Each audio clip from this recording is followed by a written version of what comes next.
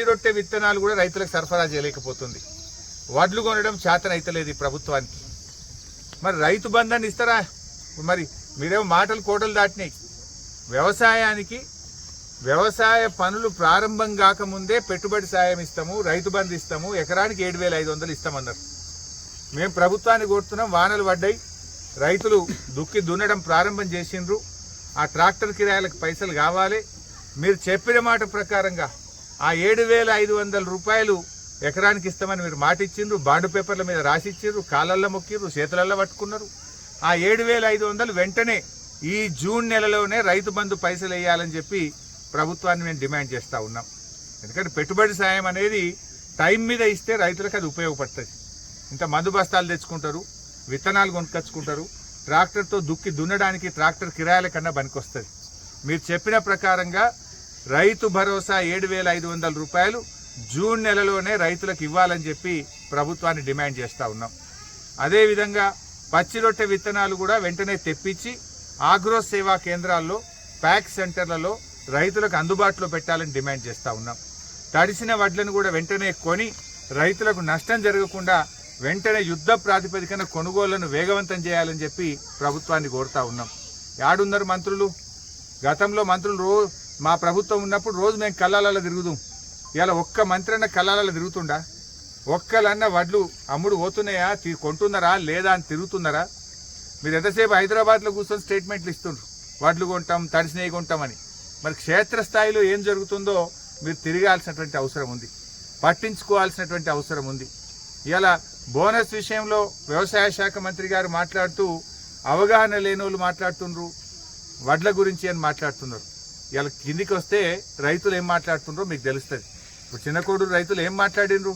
మాకు పండేటియే దొడ్డు వడ్లు, రూపాయికి 95 పైసలు దొడ్డు వడ్లే ఉంటాయి, 5 పైసలు ఇంటి మందం 5 దొయ్యలో 10 దొయ్యలో పెట్టుకుంటాం, దానికి మీరు ఇచ్చే లాభము మాకు దొడ్డు వడ్లకు అన్ని రకాల వడ్లకు బోనస్ ఇవ్వాలని చెప్పి రైతులు ఇలా ముక్త కంఠంతో కోరుతా ఉన్నారు. అంటే మీరు ఒక రకంగా ఇలా రైతుల్ని మోసం చేసిండ్రు.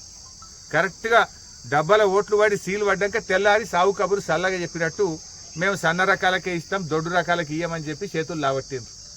ఇది రైతుల్ని మోసం చేయడం. నిజానికి దొడ్డు వడ్లు అయితే 30 క్వింటాలు వండే, సన్నం అయితే 20 క్వింటాలు వండే, 10 క్వింటాలు తేడా ఫరక పడే. 10 క్వింటాలు అంటే 20,000 రూపాయలు. ఇవాళ నువ్వు ఇచ్చేది ఏమున్నది? నువ్వు 500 ఇస్తాను బట్టి నువ్వు ఇచ్చే 20 క్వింటాలకు 500 ఇస్తే 10,000 రూపాయలే వస్తాయి.